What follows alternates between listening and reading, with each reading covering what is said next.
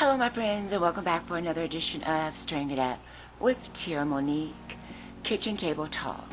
And on today's edition of Political News, we had to add this segment, People Say the Darndest Things, because we have Senator Rand Paul stepping to the podium to set us straight. He seems to be an authoritarian, but that's just my opinion. Take a listen. We'll talk about it at the other side, and you tell me what you think. Senator from Kentucky. Republicans like to mock modern monetary theory. The idea that government can print money with impunity, that government can spend whatever it wants without the need to tax. Modern monetary theory is basically the Dick Cheney deficits don't matter crowd, trussed up with a new fancy title. Most Republicans rightly lampoon this quackery, that is, when they're not practicing the quackery themselves. Today, many of these same Republicans will vote for a bill that makes modern monetary theory look like child's play in comparison. The monster spending bill presented today is not just a deficits don't matter disaster, it is everything Republicans say they don't believe in. This bill is free money for everyone.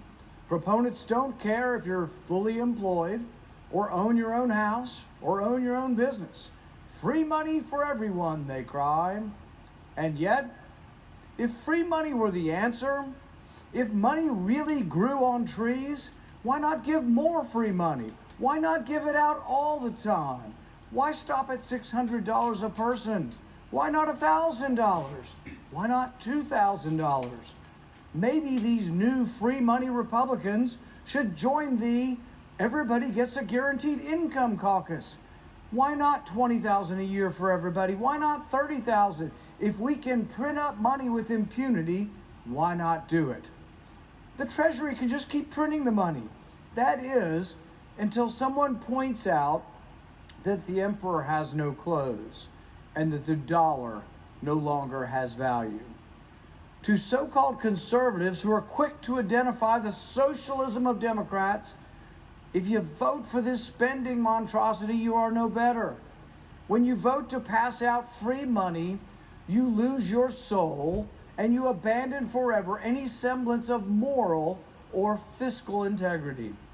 So the next time you see Republicans in high moral dudgeon, claiming and complaining about spending of Democrats and socialism, remind them if they supported this monstrous bill, that really the difference between the parties is less Adam Smith versus Marx and more Marx versus Engels. How bad is our fiscal situation?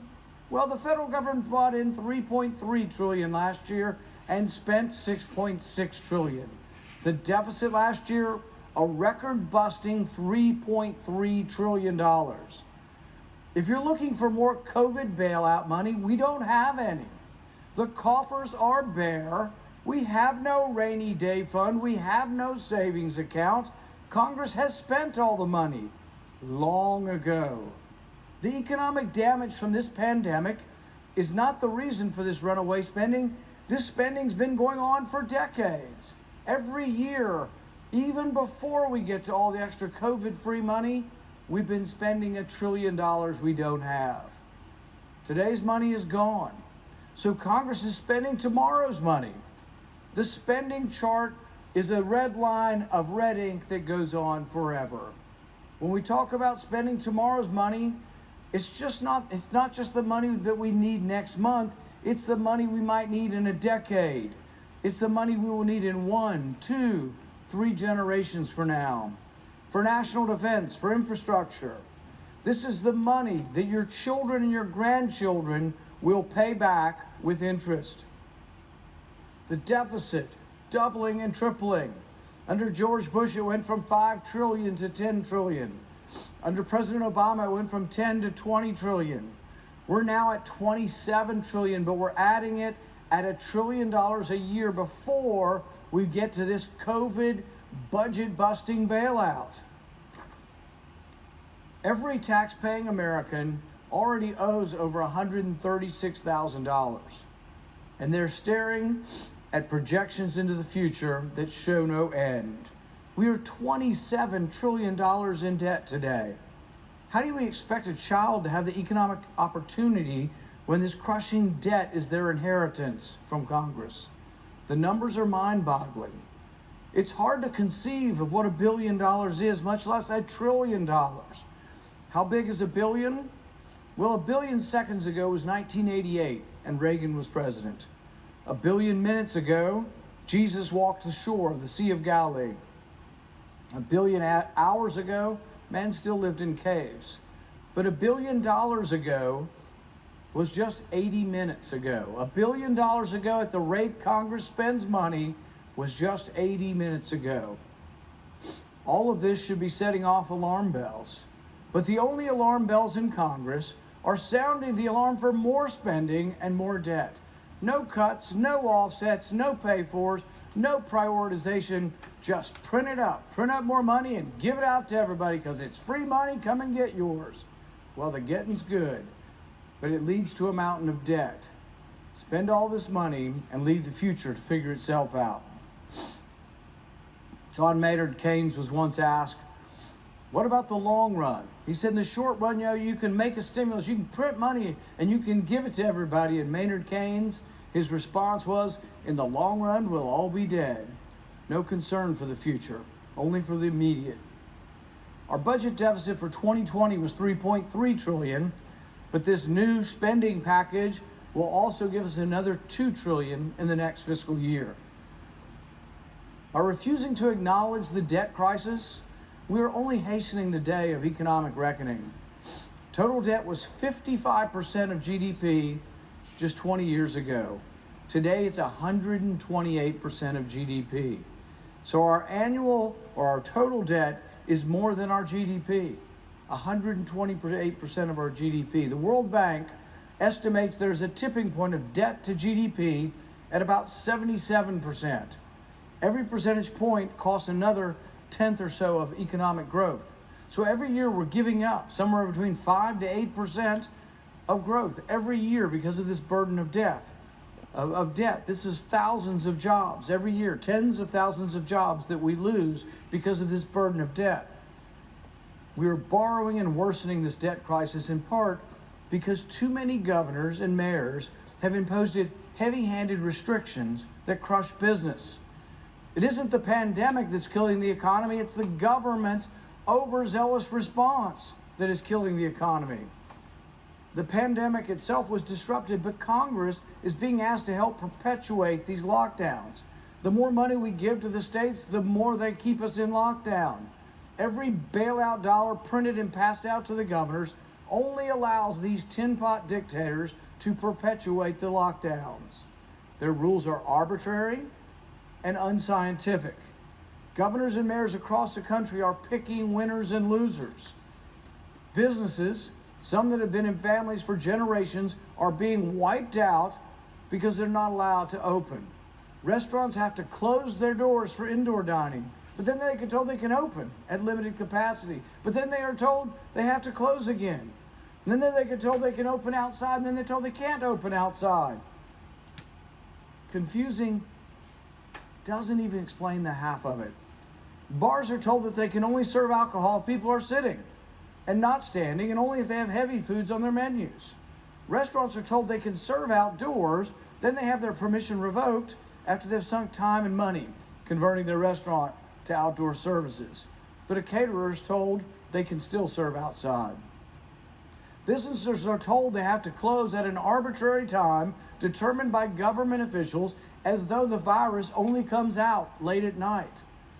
A business in one zip code can open, but one in an adjoining zip code across the street has to close, as if the virus can't cross an imaginary line. Airlines are allowed to fly, but hotels have to limit their occupancy, so you may not have anywhere to stay when you get there. Mom and pop stores and specialty stores are forced to close, but big box store competitors are allowed to stay open.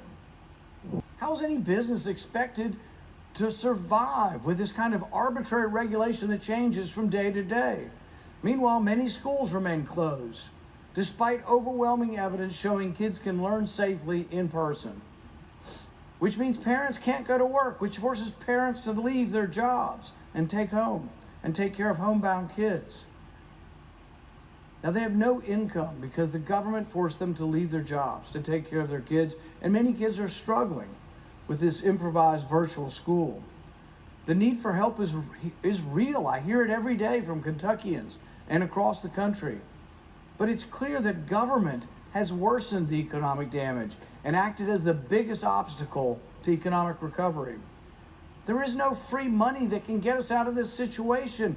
The only thing that can save us is to open the economy. If we give these tin pot dictators, these governors, more money, they're less likely to open the economy. The answer is not printing up and distributing free money. It's opening the economy. We're not even debating the real answer to this. We're like, just print up the money and shovel it out the door. The deficit be damned. The threat of the destruction of our currency be damned. We can choose to let our economies open with guidance and precautions, but not obstruction. Let people rebuild their livelihoods. Reopen our schools so our kids can return and parents can go back to work. Congress should do away with automatic spending increases and scrutinize where in the budget we can find savings to pay for the pressing needs arising from the pandemic. But we shouldn't simply print up money and pass it out to everyone. Or Congress can follow the status quo. Congress can continue to borrow from our kids, the same children we've locked out of our schools. Congress can keep enabling and shutting down businesses by force, spend all of today's money and all of tomorrow's money, and then good luck. Good luck figuring out how to pay for all of this massive debt. It doesn't have to be this way. There is another alternative that won't be debated, and that alternative is open the economy. It's not too late to change our course. Cut unnecessary spending, eliminate waste, stop fighting a $50 billion a year war in Afghanistan that hasn't had a military mission in at least a decade. Make the hard decisions now. We can't keep pretending that more debt is a sustainable policy course. Leadership is not passing on the problem to someone who can't protest. Leadership is making the hard choices now. This is what we have to do. I will oppose this new debt, and I will continue to sound the alarm until we change our course. Our country can be saved. We can survive this if we pull together, but adding more debt is a mistake. It is not the solution, and we should resist it. Thank you, Mr. President. Well, my friends, that ends it for another chilling episode of Stirring It Up with Tierra Monique. Now, you know what? That sounds like an authoritarian speech if I've ever heard one. Someone who really doesn't care about the common people. Someone who's looking down his nose at you. But what do you think? Please let us know. Leave your comments below. And if you did enjoy this video, please hit the like and subscribe button and become a friend. Until next time, if we survive, God bless you. Have a good night. Bye.